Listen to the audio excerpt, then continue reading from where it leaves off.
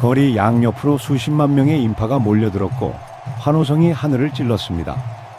마차 안에 앉아있는 신부는 마사코, 훗날 일본의 황후가 되는 사람입니다. 그녀는 웃고 있었지만 그 눈빛 깊은 곳에는 불안과 두려움이 섞여 있었습니다. 마치 이 화려한 행렬의 끝에 무엇이 기다리고 있는지 알고 있다는 듯한 표정이었죠. 일본 전역이 이 결혼 소식에 들떠 있었습니다. 하버드를 나온 수재의 외교관으로 세계 무대에서 활약하던 당당한 여성, 게다가 동화 속 왕자님과 결혼까지 하게 됐으니 신데렐라 스토리 그 자체였죠. 하지만 곧 세상은 알게 됩니다. 이 이야기가 동화가 아니라 한 여성의 긴 고통의 시작이었다는 것을 말이에요.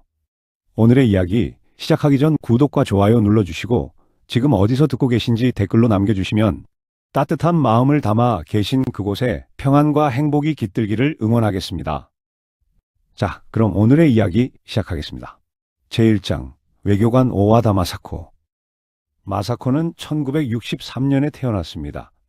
아버지 오와다 히사시는 일본 외무성의 촉망받는 외교관이었어요. 그래서 마사코는 어린 시절부터 세계 곳곳을 돌아다니며 자랐습니다. 모스크바에서의 유년 시절, 미국 뉴욕에서의 소녀 시절, 그녀는 국경이라는 게 무의미한 환경에서 자랐어요. 영어는 물론이고 프랑스어, 독일어, 러시아어, 그리고 스페인어까지 5개 국어를 자유롭게 구사하는 세계인으로 성장했습니다. 뉴욕의 공립학교에 다니던 시절, 마사코는 반에서 가장 뛰어난 학생이었습니다. 선생님들은 그녀의 똑똑함에 감탄했어요. 토론 시간이면 마사코는 항상 날카로운 질문을 던졌고 자신의 생각을 논리정연하게 펼쳤습니다. 1981년 18살의 마사코는 하버드 대학교에 입학했습니다. 경제학을 전공했죠.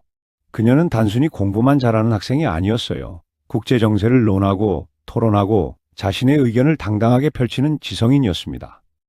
하버드 시절 마사코는 테니스 동아리에서 활동했습니다. 친구들과 함께 웃고 떠들며 청춘을 만끽했어요.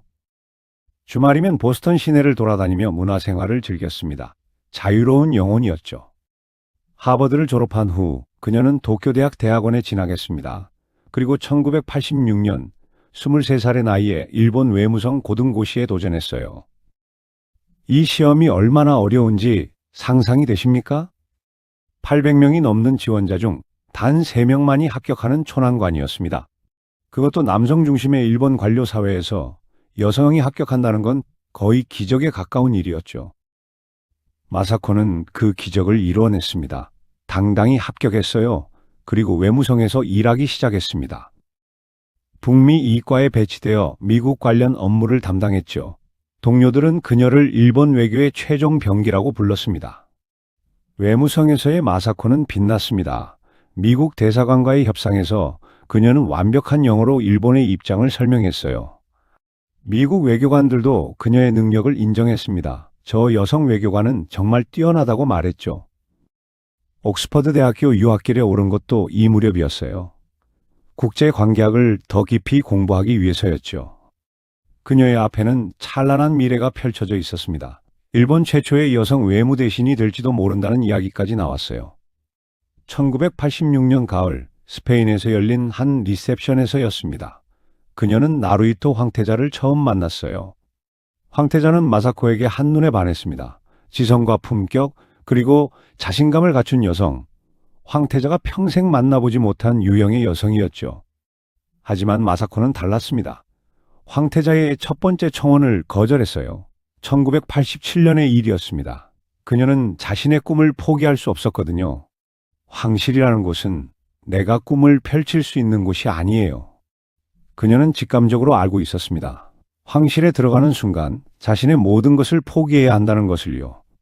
외교관으로서의 경력도 세계 무대에서 활약하려던 꿈도 심지어 자신의 이름으로 살아갈 권리까지도 말이에요. 1990 황태자는 다시 한번 청혼했습니다. 마사코는 또다시 거절했어요. 주변 사람들은 이해할 수 없다는 표정을 지었죠. 황태자비가 되는 걸 2번이나 거절하다니. 하지만 마사코에게는 분명한 이유가 있었습니다.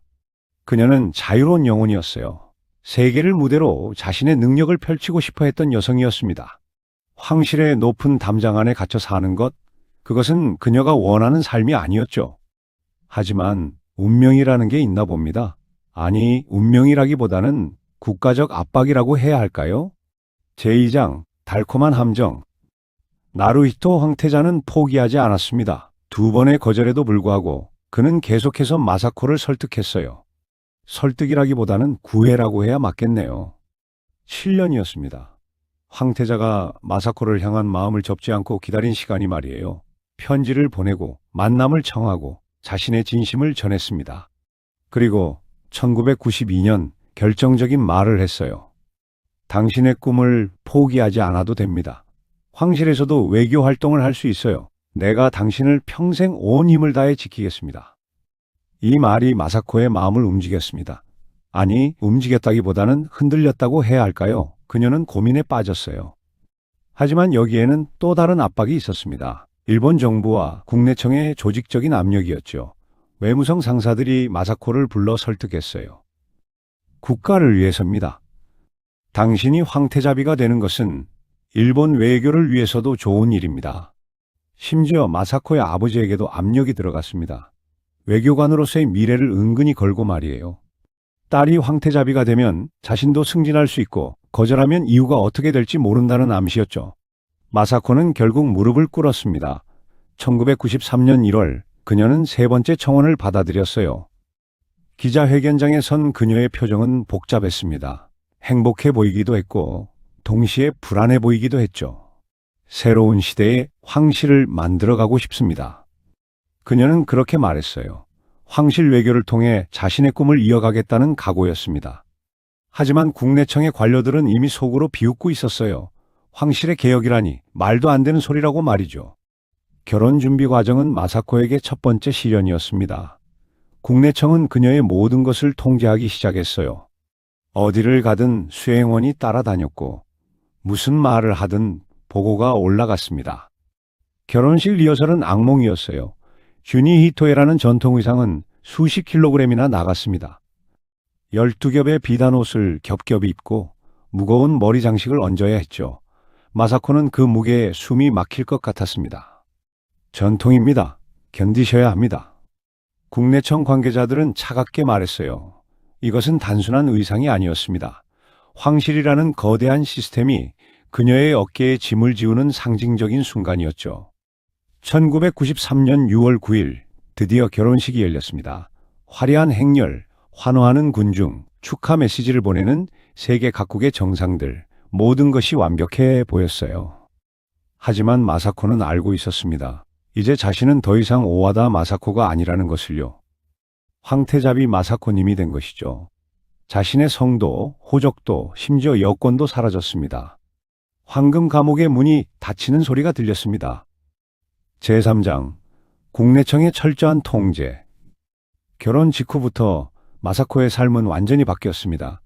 바뀐 게 아니라 통제받기 시작했다고 해야 맞겠네요. 매일 아침 7시 국내청 직원이 마사코의 방문을 두드렸습니다. 하루 일정을 확인하기 위해서였어요. 공식 행사가 없는 날에도 무엇을 할 것인지 보고해야 했습니다. 식사 메뉴조차 마음대로 정할 수 없었어요. 국내청 영양사가 짜놓은 식단표대로 먹어야 했습니다. 황태자비의 건강을 위해서라는 명목이었죠. 마사코가 좋아하던 파스타나 피자 같은 서양 음식은 식탁에 오르지 않았어요. 전통 일본 요리를 드셔야 합니다. 그것이 황실의 방식입니다. 외출은 더욱 엄격했습니다. 친구를 만나고 싶어도 쉽지 않았어요. 국내청에 신청서를 내야 했습니다. 누구를 만날 것인지, 어디서 만날 것인지, 무슨 이야기를 나눌 것인지까지 적어야 했죠. 한 번은 마사코가 하버드 시절 친구와 차 한잔하고 싶다고 했습니다. 국내청의 답변은 이랬어요. 적절하지 않습니다. 황태자비께서 일반인과 사적으로 만나시는 것은 바람직하지 않습니다. 결국 그 친구를 만나지 못했습니다. 점차 친구들과의 연락도 끊어졌어요. 전화를 걸어도 국내청 직원이 먼저 받았고 통화 내용은 모두 기록됐습니다. 외출할 때는 30분 단위로 일정이 짜였습니다. 10시 황궁 출발, 10시 30분 목적지 도착, 11시 행사 시작, 12시 행사 종료, 12시 30분 황궁 귀환, 단 1분의 여유도 없었어요. 쇼핑도 자유롭지 않았습니다. 백화점에 가고 싶어도 사전에 그 백화점을 통째로 폐쇄해야 했어요. 일반인과 마주치면 안 된다는 이유였죠. 마사코는 텅 빈 매장을 돌아다니며 쇼핑했습니다. 옷차림도 간섭받았습니다. 국내청이 준비해놓은 옷을 입어야 했어요. 마사코가 좋아하던 모던한 스타일의 옷은 황실답지 않다는 이유로 금지됐습니다. 대신 보수적인 디자인의 정장과 드레스만 입을 수 있었죠. 머리 스타일도 마찬가지였습니다. 짧게 자르고 싶어도 허락되지 않았어요. 황태자비는 단정한 긴 머리를 해야 한다는 규칙이 있었거든요. 심지어 독서도 검열받았습니다. 어떤 책을 읽는지 보고해야 했어요. 정치적으로 민감한 책이나 황실을 비판하는 내용의 책은 읽을 수 없었습니다. 가장 힘들었던 것은 사생활의 완전한 박탈이었습니다. 황궁 안에는 수십 명의 직원들이 있었어요. 시녀, 집사, 경호원, 요리사, 청소부. 그들 모두가 마사코의 일거수일투족을 지켜봤습니다. 화장실에 갈 때도 잠을 잘 때도 언제나 누군가가 복도 밖에 서 있었어요. 완전히 혼자가 될 수 있는 시간은 없었습니다. 나루이토와 단둘이 있는 시간조차 편안하지 않았어요. 방 밖에는 항상 직원들이 대기하고 있었고 부부의 대화가 새어나갈까봐 조심해야 했습니다. 마사코는 점점 숨이 막혔습니다. 자유가 없었어요. 선택권이 없었습니다. 그저 국내청이 정해놓은 각본대로 움직이는 인형 같았죠. 외교관 시절 동료들이 그리워졌습니다. 함께 밤새워 보고서를 작성하던 때, 협상 테이블에서 열띤 토론을 벌이던 때, 그때는 자신이 살아있다는 느낌이 들었어요. 하지만 지금은 마치 죽은 사람처럼 느껴졌습니다. 제사장 미치코, 황후와의 복잡한 관계. 마사코가 황실에 들어왔을 때 시어머니 미치코 황후는 처음에는 반가워했습니다. 사실 미치코 본인도 평민 출신이었거든요. 1959년 당시 황태자였던 아키히토와 결혼할 때 미치코도 많은 비난을 받았습니다. 평민 출신이 감히 황실에. 보수 세력은 미치코를 받아들이지 않았어요. 황실 어른들도 차갑게 대했습니다. 특히 시어머니인 고준 황후는 며느리를 무시하고 구박했죠. 그 고통을 겪었기에 미치코는 마사코를 이해할 수 있으리라 생각했습니다. 실제로 결혼 초기 미치코는 마사코에게 다정했어요. 힘들 거예요. 하지만 견뎌내야 합니다. 시간이 지나면 괜찮아질 거예요. 미치코는 자신의 경험을 이야기해줬습니다. 어떻게 황실에 적응했는지, 어떻게 어려움을 극복했는지 말이에요. 마사코는 시어머니의 조언에 귀 기울였습니다. 하지만 시간이 지나면서 둘의 관계는 미묘하게 변했습니다. 미치코가 기대했던 것은 마사코가 자신처럼 황실에 완전히 순응하는 것이었어요. 미치코는 평민 출신이었지만 황실에 들어온 후 완벽하게 황족이 됐습니다. 전통을 받아들이고 규칙을 지키고 황실의 방식대로 살았죠. 그래서 30년 넘게 황후로서 존경받았습니다. 미치코는 자신의 방법이 옳다고 믿었어요. 며느리도 똑같이 하면 된다고 생각했습니다. 하지만 마사코는 달랐습니다. 그녀는 순응하지 않았어요. 아니, 순응하고 싶어도 할 수 없었습니다. 외교관으로서의 정체성이 너무 강했거든요. 마사코가 황실 외교를 하고 싶다고 말했을 때 미치코는 난색을 표했습니다. 황태자비는 황태자를 보좌하는 것이 우선입니다. 독자적인 활동은 적절하지 않아요. 마사코가 공식 석상에서 자신의 의견을 밝혔을 때 미치코는 조용히 나무랐습니다. 말을 아껴야 해요. 황태자비는 황태자보다 앞서면 안 됩니다. 마사코가 서양식 육아 방식을 도입하려 했을 때 미치코는 반대했습니다. 황실에는 황실의 방식이 있어요. 전통을 따라야 합니다. 미치코는 선의로 충고하는 것이었습니다. 자신이 겪었던 실수를 며느리가 반복하지 않기를 바랐던 거예요. 하지만 마사코에게 그 충고는 또 다른 압박으로 느껴졌습니다. 가장 큰 갈등은 아이 문제에서 불거졌습니다. 마사코가 유산했을 때 미치코는 표면적으로는 위로했지만 속으로는 실망했어요. 건강관리를 좀 더 철저히 했어야죠. 그 말이 마사코에게는 비수처럼 꽂혔습니다. 유산으로 슬퍼하는 며느리에게 할 말이 아니었죠. 아이코가 태어났을 때도 마찬가지였습니다. 미치코는 손녀를 사랑했지만 동시에 아쉬워했어요. 아들이 아니라는 사실이 말이에요. 다음에는 아들을 낳아야죠. 미치코는 별 생각 없이 한 말이었지만 마사코는 상처받았습니다. 막 출산한 여성에게 아직 갓난아기를 안고 있는 엄마에게 벌써 다음 아이를 요구하다니. 2004년 나루히토가 인격 부정 발언을 했을 때 미치코는 충격받았습니다. 아들이 공개적으로 황 씨를 비판한 것이었으니까요. 미치코는 아들을 불러 따졌습니다. 어떻게 그런 말을 할 수 있어요? 황실의 명예를 생각해야죠. 나루히토는 물러서지 않았어요. 어머니, 마사코가 병들어가고 있습니다. 더 이상 침묵할 수 없었어요. 그래도 그렇지. 공개적으로 말할 일은 아니었어요. 어머니와 아들 사이에 금이 갔습니다. 미치코는 며느리 마사코를 원망했어요. 마사코 때문에 아들이 변했다고 생각했습니다. 마사코가 아들을 선동해서 황실의 반기를 들게 만들었다고 여겼죠. 그 후 몇 년 동안 시어머니와 며느리는 거의 대화를 나누지 않았습니다. 공식 행사에서 만나도 형식적인 인사만 주고받았어요. 마사코가 우울증으로 공식 활동을 중단했을 때 미치코는 차갑게 반응했습니다. 황족으로서의 의무를 다하지 않는 것은 옳지 않아요. 하지만 세월이 흐르면서 미치코도 조금씩 마음이 변했습니다.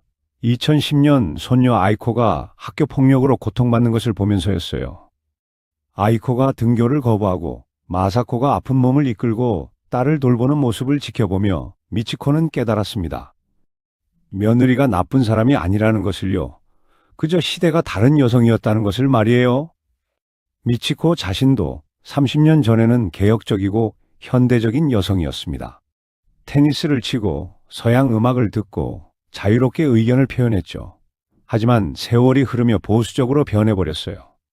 그리고 이제 와서 보니 자신이 며느리에게 했던 것이 과거 시어머니가 자신에게 했던 것과 똑같았다는 사실을 깨달았습니다. 두 사람의 관계는 조금씩 회복됐습니다. 완전히 가까워지지는 못했지만 적어도 서로를 이해하려 노력했어요. 2019년 나루히토가 천황으로 즉위하고 마사코가 황후가 됐을 때 미치코는 진심으로 축하했습니다. 이제 당신의 시대예요. 당신만의 방식으로 황후 역할을 하세요. 마사코는 고개를 숙여 감사를 표했습니다. 미치코와 마사코의 관계는 복잡했습니다. 사랑과 갈등, 이해와 오해가 뒤섞여 있었죠. 하지만 결국 그들도 같은 처지의 여성들이었습니다. 황실이라는 거대한 시스템 안에서 각자의 방식으로 살아남으려 했던 사람들이었어요. 제5장, 딸만 낳은 죄. 결혼 초기, 마사코는 자신의 역할을 해내려 애썼습니다. 황실의 각종 행사에 참석하고 공무를 수행했죠. 하지만 곧 문제가 생기기 시작했어요. 1993년 말, 한 기자회견에서였습니다. 마사코는 질문에 답하면서 자신의 생각을 조금 길게 이야기했어요. 2분 28초였습니다. 나루히토 황태자가 말한 시간보다 28초가 더 길었죠. 그것이 문제가 됐습니다. 국내청은 발칵 뒤집혔어요. 황태자비께서 황태자님보다 더 많이 말씀하시다니 이건 예의가 아닙니다. 이후 마사코의 모든 발언은 사전에 검열받기 시작했습니다. 공식 석상에서 할 말은 미리 작성돼서 그녀에게 전달됐어요. 즉흥적인 발언은 금지됐습니다. 더 큰 압박은 아이 문제였습니다. 결혼 직후부터 언론은 마사코의 임신 소식을 기다렸어요. 기다린 게 아니라 요구했다고 해야 맞겠네요. 황태자비의 의무는 황통을 이을 아들을 낳는 것입니다. 보수 언론들은 노골적으로 그렇게 썼습니다. 마사코가 공식 행사에 나갈 때마다 기자들은 그녀의 배를 주시했어요. 임신 추측 기사가 쏟아졌죠. 1999년 마사코는 처음으로 임신했습니다. 온 나라가 들떠 있었어요.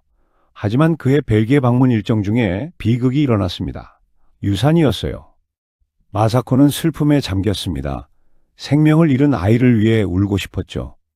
하지만 그럴 시간조차 주어지지 않았습니다. 언론은 즉각 마사코를 비난하기 시작했거든요. 건강관리를 제대로 하지 못한 것 아니냐. 무리한 해외 일정을 소화하려 한 것이 문제다. 마치 유산이 그녀의 잘못인 것처럼 몰아갔습니다. 마사코는 말을 잃었어요. 변명할 수도 슬퍼할 수도 없었습니다. 그저 고개를 숙이고 견딜 뿐이었죠. 국내청은 더 강한 압박을 가했습니다. 마사코의 건강 상태를 철저히 관리하기 시작했어요. 매일 체온을 재고 배란일을 체크했습니다. 임신 가능성이 높은 날에는 나루히토와의 일정을 조정했죠. 인간으로서의 존엄성은 사라지고 오직 아이를 낳아야 하는 의무만 남았어요. 2001년 12월 1일 드디어 마사코는 아이를 낳았습니다. 건강한 여자아이였어요. 아이코, 공주님이었죠. 마사코는 행복했습니다. 8년을 기다린 끝에 얻은 소중한 딸이었거든요. 하지만 일본 사회의 반응은 차가웠습니다. 여자아이로구나. 황통을 이을 수 없겠네. 축하 대신 실망이 돌아왔어요. 보수 언론은 더욱 노골적이었습니다. 황태자비는 아들을 낳아야 할 의무를 다하지 못했다. 마사코가 딸을 안고 병원을 나서는 날, 한 기자가 대놓고 물었습니다. 다음에는 아들을 낳으실 계획이십니까? 마사코는 아무 대답도 하지 못했어요. 눈물만 글썽였죠. 태어난 지 며칠밖에 안 된 딸을 안고 있는데 이미 다음 아들을 요구받고 있었습니다. 더 충격적인 일은 황실 내부에서 벌어졌습니다. 원로 인사들 사이에서 심각한 논의가 오갔어요. 황태자비를 교체해야 하는 것 아니냐. 측실 제도를 부활시켜야 한다. 21세기에 그것도 선진국이라 자부하는 일본에서 이런 말들이 실제로 오갔습니다. 물론 공개적으로 말할 수는 없었죠. 하지만 국내청 내부에서는 은밀하게 논의됐어요. 이혼 권유도 있었습니다. 나루히토 황태자에게 직접 압력이 들어갔어요. 황태자님, 황통을 위해서 결단을 내리셔야 합니다. 한 원로는 이렇게까지 말했습니다. 황태자비를 평민으로 돌려보내고 새로운 배우자를 맞이하시는 게 어떻겠습니까? 하지만 나루히토는 단호했습니다. 마사코는 나의 유일한 아내입니다. 그 누구도 그녀를 대신할 수 없습니다. 마사코는 이 모든 것을 알고 있었습니다. 자신 때문에 남편이 고통받고 있다는 것을, 자신 때문에 황실이 흔들리고 있다는 것을 말이에요. 그 죄책감은 그녀의 마음을 조금씩 갉아먹기 시작했습니다. 그리고 2004년 마사코는 완전히 무너졌습니다. 제6장 20년의 긴 겨울. 2004년 7월 국내청은 공식 발표를 했습니다. 황태자비 마사코님께서 적응장애 진단을 받으셨습니다. 당분간 공식 활동을 중단하시겠습니다. 적응장애. 의학적으로는 스트레스로 인한 정서적 행동적 증상을 말합니다. 하지만 실제로 마사코가 겪고 있던 것은 그보다 훨씬 심각했어요. 우울증이었습니다. 심각한 수준의 우울증이었죠. 아침에 일어날 수가 없었어요. 아무것도 하고 싶지 않았습니다. 밥을 먹을 기력조차 없었죠. 억울하고 분한 감정을 속으로만 사귀다가 생기는 병. 마사코가 앓고 있던 것이 바로 그것이었습니다. 10년이 넘는 세월 동안 자신을 지우며 살았어요. 하고 싶은 말을 참고, 하고 싶은 일을 포기하고, 심지어 슬퍼할 권리조차 빼앗긴 채 살아왔습니다. 그 모든 것이 쌓이고 쌓여서 결국 폭발한 거예요. 마사코는 황궁 안에 틀어박혔습니다. 공식 행사에 나가지 않았어요. 사람들을 만나지 않았습니다. 오직 딸 아이코 공주와 남편 나루히토만을 만날 뿐이었죠. 일본 언론의 반응은 냉혹했습니다. 세금 도둑이다. 황실 공무를 하지 않으면서 국민의 세금으로 호화롭게 살고 있다. 보수 매체들은 마사코를 맹렬히 비난했어요. 한 잡지는 그녀가 딸을 학교에 데려다주는 사진을 게재하면서 이렇게 썼습니다. 공식 행사는 못 나오면서 쇼핑이나 외출은 할 수 있나 보다. 아픈 사람을 향한 악의적인 공격이었습니다. 하지만 멈추지 않았어요. 매일같이 신문과 잡지에는 마사코를 비난하는 기사가 실렸습니다. 마사코는 더 깊은 우울증에 빠졌습니다. 악순환이었죠. 비난을 받으니 더 아프고, 더 아프니까 밖에 나갈 수 없고, 밖에 나가지 못하니 또 비난받고. 그나마 다행이었던 것은 딸 아이코가 있었다는 점입니다. 아이코는 마사코의 유일한 희망이었어요. 하지만 그 아이코마저도 고통받기 시작했습니다. 2010년 아이코 공주는 초등학교 2학년이었어요. 갑자기 학교에 가지 않겠다고 했습니다. 등교 거부였죠. 이유는 학교 폭력이었습니다. 같은 반 남자아이들이 아이코를 괴롭혔어요. 황족이라고 놀리고 엄마가 아프다고 비웃었습니다. 너희 엄마 미쳤다며? 어린아이들의 잔인한 말들이 아이코를 상처 입혔어요. 아이코는 학교가 무서워졌습니다. 등교하는 날이면 배가 아프다고 했어요. 실제로 토하기도 했습니다. 마사코는 자신 때문에 딸마저 고통받는 것을 보며 너무나 괴로워했습니다. 자책했어요. 내가 제대로 된 엄마가 아니어서, 내가 황실에 적응하지 못해서 내 딸이 이렇게 상처받는다고 생각했습니다. 하지만 동시에 각오도 했어요. 딸만은 지켜야 한다. 마사코는 아픈 몸을 이끌고 매일 아이코의 등교를 도왔습니다. 학교까지 함께 가고 하교할 때도 함께 돌아왔어요. 딸이 혼자가 아니라는 걸 보여주고 싶었습니다. 황실 직원들은 눈살을 찔렀어요. 황태자비께서 직접 학교 앞까지 가시다니, 체면이 말이 아닙니다. 하지만 마사코는 신경 쓰지 않았습니다. 딸의 안전과 행복이 체면보다 중요했거든요. 정신과 치료도 받았습니다. 하지만 쉽지 않았어요. 일본에서는 정신과 치료를 받는다는 것 자체가 낙인으로 여겨졌습니다. 특히 황실에서는 더욱 그랬죠. 황족이 정신과 의사를 만나다니 말이 되느냐? 국내청 일부에서는 치료 자체를 반대했습니다. 하지만 나루히토가 강력히 주장해서 겨우 허락됐어요. 의사는 마사코에게 천천히 회복하라고 말했습니다. 산책을 하고 음악을 듣고 좋아하는 일을 하면서 조금씩 마음을 추스리라고 했죠. 마사코는 음악에서 위안을 찾았습니다. 어린 시절 배웠던 바이올린을 다시 켰어요. 아무도 없는 방에서 혼자 바이올린을 켜며 눈물을 흘렸습니다. 딸과 함께하는 시간도 소중했습니다. 아이코와 함께 그림을 그리고 책을 읽고 이야기를 나눴어요. 그 순간만큼은 황태자비도 황후도 아닌 그저 엄마였습니다.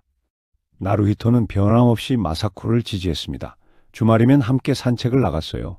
황궁 정원을 천천히 걸으며 이야기를 나눴습니다. 서두르지 않아도 돼요. 천천히 회복하면 됩니다. 나루히토의 그 말이 마사코에게는 큰 위로가 됐어요. 하지만 회복은 더뎠습니다. 10년이 지나도 15년이 지나도 마사코는 완전히 회복되지 못했어요. 가끔 공식 행사에 나가지만 곧 다시 쓰러졌습니다. 2015년 마사코는 52세가 됐습니다. 결혼한 지 22년이 흘렀어요. 그중 11년을 우울증과 싸우며 보냈습니다. 인생의 절반을 고통 속에서 보낸 셈이었죠. 하지만 그녀는 포기하지 않았습니다. 딸을 위해서, 남편을 위해서, 그리고 무엇보다 자기 자신을 위해서 계속 싸웠어요. 그 계기에는 남편 나루히토의 한마디가 있었습니다. 제7장 유일한 방패. 2004년 5월 10일 나루히토 황태자는 기자회견장에 섰습니다. 44회째 생일을 맞아 열린 정례 기자회견이었어요. 모두가 평범한 회견이 될 거라 생각했죠. 하지만 나루히토는 폭탄 선언을 했습니다. 마사코의 인격을 부정하는 움직임이 있었습니다. 회견장이 얼어붙었어요. 황태자가 황실을 직접 비판한 것이었거든요. 전례 없는 일이었습니다. 나루히토는 계속 말했습니다. 마사코는 외교관으로서의 경력을 쌓아왔습니다. 그것을 활용하고 싶어 했죠. 하지만 그녀의 그런 움직임을 부정하는 일들이 있었습니다. 그것이 마사코를 지금의 상태로 만들었습니다. 이 발언은 일본 사회를 발칵 뒤집어 놓았습니다. 언론은 연일 이 이야기를 다뤘어요. 보수 진영에서는 황태자를 맹렬히 비난했습니다. 황실의 품위를 스스로 떨어뜨렸다. 황태자로서의 자격이 의심스럽다. 심지어 황실 원로들도 분노했어요. 나루히토의 동생인 후미히토는 공개적으로 형을 비판했습니다. 형님의 발언은 적절하지 않았다고 생각합니다. 시어머니인 미치코 황후도 차가운 반응을 보였죠. 아들이 황실 전통을 무시했다고 여긴 것입니다. 나루히토는 사면초가에 빠졌습니다. 황실에서 고립됐어요. 동생과도 부모님과도 사이가 벌어졌습니다. 하지만 그는 물러서지 않았어요. 나는 틀린 말을 하지 않았습니다. 마사코는 보호받아야 합니다. 나루히토는 아내를 지키기 위해 황실 전체를 적으로 돌렸습니다. 자신의 입지가 위태로워지는 것도 개의치 않았어요. 오직 마사코의 존엄성을 지키는 것이 중요했습니다. 그 후로도 나루히토의 지지는 계속됐습니다. 마사코가 공식 행사에 나가지 못할 때 그는 홀로 행사에 참석하면서도 항상 말했어요. 마사코도 함께하고 싶어 했지만 건강상 참석하지 못했습니다. 양해 부탁드립니다. 마사코가 조금이라도 회복되면 그는 함께 산책을 나갔습니다. 사람들의 시선 따위 신경 쓰지 않고 아내의 손을 잡고 걸었어요. 딸 아이코에게도 좋은 아버지였습니다. 아이코가 학교 문제로 힘들어할 때 나루히토는 직접 학교에 찾아가 교장과 면담했어요. 제 딸이 안전하게 학교 생활을 할 수 있도록 도와주십시오. 황태자가 직접 발로 뛰는 모습이었죠. 체면이나 격식 따위는 중요하지 않았습니다. 가족이 우선이었어요. 2015년 나루히토는 생일 기자회견에서 또다시 마사코를 옹호했습니다. 마사코는 지금도 열심히 회복을 위해 노력하고 있습니다. 저는 그녀를 자랑스럽게 생각합니다. 그의 목소리에는 확신이 담겨 있었어요. 흔들림이 없었습니다. 아내를 향한 변함없는 사랑과 지지였죠. 이런 남편이 있었기에 마사코는 버틸 수 있었습니다. 세상 모두가 자신을 비난할 때 단 한 사람만은 자신의 편이었어요. 그것이 마사코에게는 큰 힘이 됐습니다. 나루히토는 단순히 말로만 지지한 게 아니었습니다. 실제로 행동했어요. 마사코가 우울증으로 힘들어할 때 그는 직접 식사를 챙겨줬습니다. 황태자가 직접 아내의 식사를 챙기는 것, 황실에서는 상상할 수 없는 일이었죠. 밤에 마사코가 악몽을 꾸고 깨어나면 나루히토는 그녀를 안아주며 위로했습니다. 괜찮다고, 자신이 여기 있다고 말이에요. 국내청이 마사코에게 공식 행사 참석을 압박하면 나루히토는 단호하게 거절했습니다. 아내의 건강이 우선입니다. 행사는 제가 혼자 가겠습니다. 황실 어른들이 아들을 낳으라고 압박하면 나루히토는 이렇게 말했어요. 우리에게는 아이코가 있습니다. 그것으로 충분합니다. 2016년 아버지 아키히토 천황이 생전 퇴위 의사를 밝혔을 때 나루히토는 불안해했습니다.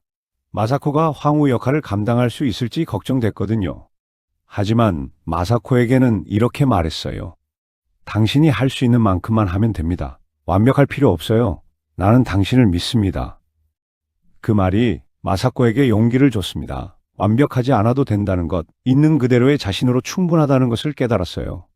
나루히토와 마사코의 사랑은 많은 사람들에게 감동을 줬습니다. 특히 결혼 생활에서 외로움을 느끼는 이들에게 말이에요. 진정한 부부애란 이런 것이구나 하는 깨달음을 주었습니다. 어려울 때 곁에 있어주는 것, 세상 모두가 등을 돌려도 변함없이 사랑하는 것, 상대의 약점을 받아들이고 함께 이겨내는 것, 그것이 진정한 사랑이었습니다.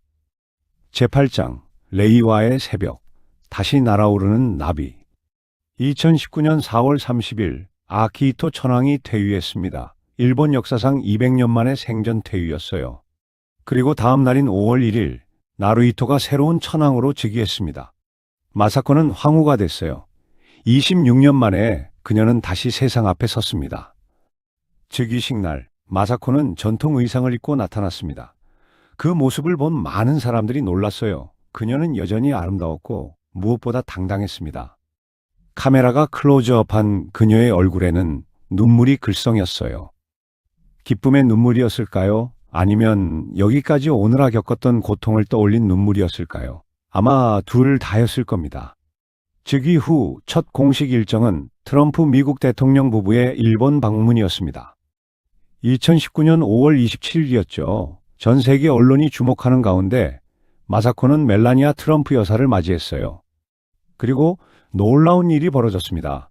마사코가 유창한 영어로 대화를 나누기 시작한 거예요. 통역 없이 자연스럽게 미국 대통령 부부와 이야기했습니다. 트럼프 대통령은 감탄했어요. 황후께서 영어를 정말 완벽하게 구사하시는군요. 마사코는 미소 지으며 대답했습니다.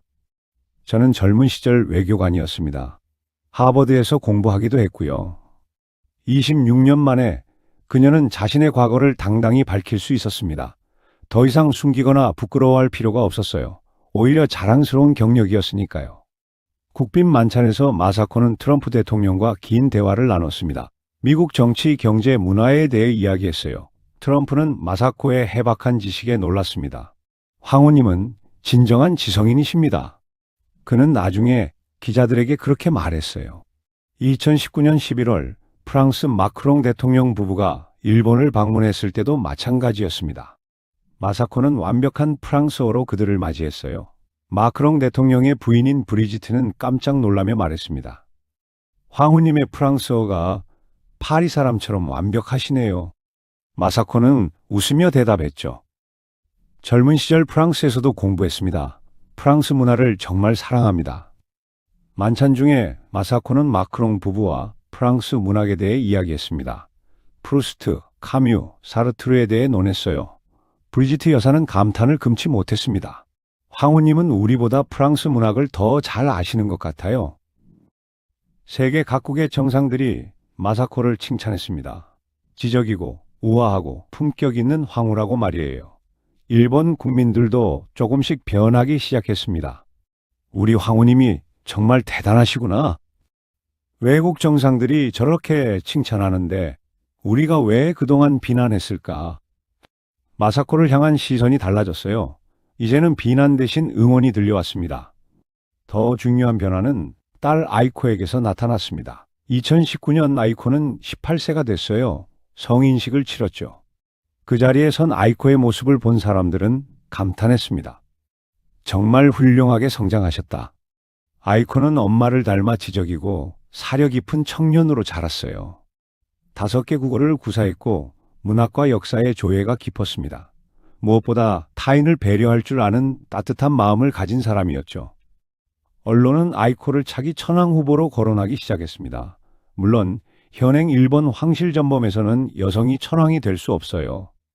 하지만 여론은 변하고 있었습니다. 시대가 바뀌었다. 여성도 천황이 될 수 있어야 한다. 아이코, 공주님이라면 훌륭한 천황이 되실 것이다. 마사코가 딸만 낳았다고 비난받던 그 시절이 무색하게 이제는 아이코가 일본 황실의 희망으로 떠올랐습니다. 2020년 팬데믹이 닥쳤을 때 마사코는 진가를 발휘했어요. 온라인 회의에 능숙했고 화상으로 국민들과 소통했습니다. 의료진들에게 감사 메시지를 보냈어요. 고통받는 국민들을 위로하는 영상 메시지도 전했습니다. 이 어려운 시기를 함께 이겨내겠습니다. 국민 여러분, 힘내십시오. 마사코의 진심 어린 메시지는 많은 사람들에게 위로가 됐습니다. 고령의 시어머니 미치코 상황후가 디지털 기기에 서툴러 할 때 마사코가 직접 도와드리기도 했죠. 화상회의 사용법을 알려드리고 태블릿 사용을 가르쳐 드렸습니다. 우리 황후님은 현대적이시다. 국민들은 이제 마사코를 진정으로 존경하기 시작했습니다. 외교관 출신답게 국제 감각이 뛰어나고 시대의 흐름을 읽을 줄 아는 지혜로운 황후였어요. 2021년 도쿄올림픽이 열렸을 때 마사코는 각국 정상들을 맞이했습니다. 영어, 프랑스어, 독일어, 스페인어를 자유자재로 구사하며 그들과 대화했어요. IOC 위원장은 나루히토 천황에게 말했습니다. 황후님은 일본의 최고 외교관이십니다.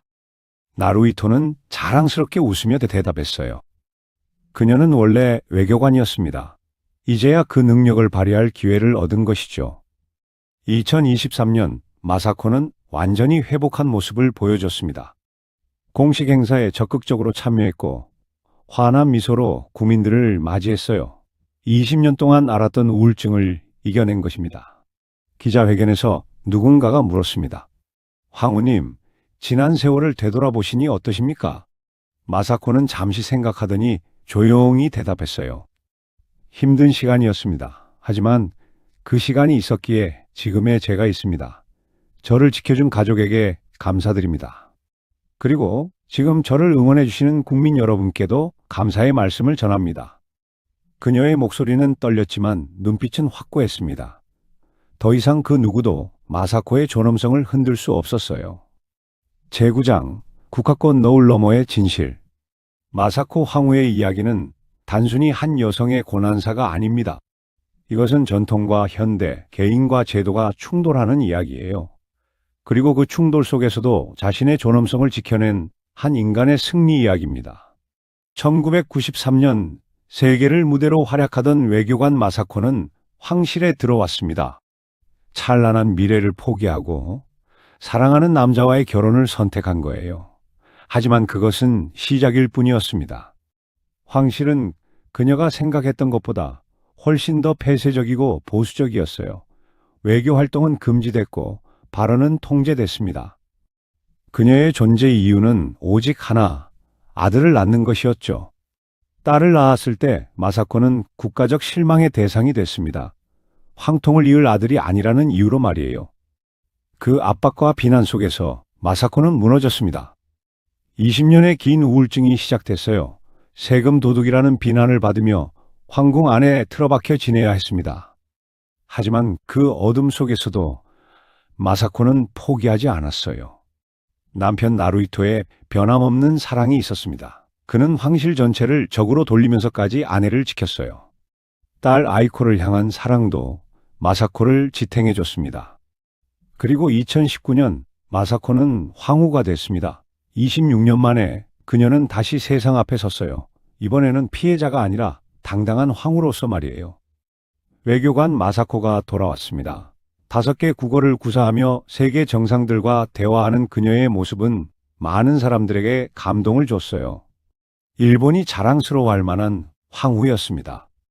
마사코의 이야기가 우리에게 주는 교훈은 무엇일까요? 첫째, 개인의 행복과 존엄성은 어떤 전통이나 제도보다 중요하다는 것입니다. 황실이라는 거대한 시스템도 한 인간의 인격을 부정할 권리는 없어요. 둘째, 여성을 출산도구로 보는 시각은 잘못됐다는 것입니다. 아들을 낳지 못했다고 여성을 비난하는 것, 그것은 21세기에 있어서는 안 될 일이에요. 셋째, 진정한 사랑은 어려울 때 빛난다는 것입니다. 나루히토가 보여준 변함없는 지지와 사랑, 그것이 마사코를 살렸습니다. 넷째, 포기하지 않으면 희망이 있다는 것입니다.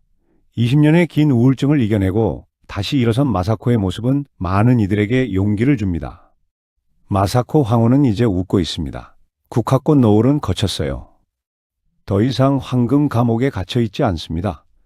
세계 무대에서 당당히 외교 활동을 하고 국민들에게 사랑받는 황후가 됐어요. 그녀의 이야기는 끝나지 않았습니다. 앞으로도 계속될 거예요. 황후로서, 어머니로서, 그리고 무엇보다 마사코라는 한 인간으로서 말이에요. 국화꽃은 아름답습니다. 하지만 그 뒤에 가려진 삶은 더욱 아름다워요. 고통을 이겨낸 사람의 삶은 빛나기 마련입니다. 마사코 황후의 이야기는 우리 모두에게 말합니다. 어떤 상황에서도 자신의 존엄성을 지킬 권리가 있다고. 힘들어도 포기하지 말라고. 반드시 새벽은 온다고 말이에요. 그리고 지금 마사코 황후는 그 새벽의 빛 속에 서여 있습니다. 당당하게, 아름답게, 그리고 행복하게 말이에요. 오늘의 이야기는 여기까지입니다. 다음에 더 좋은 역사 이야기로 다시 찾아뵙겠습니다. 시청해 주셔서 감사합니다.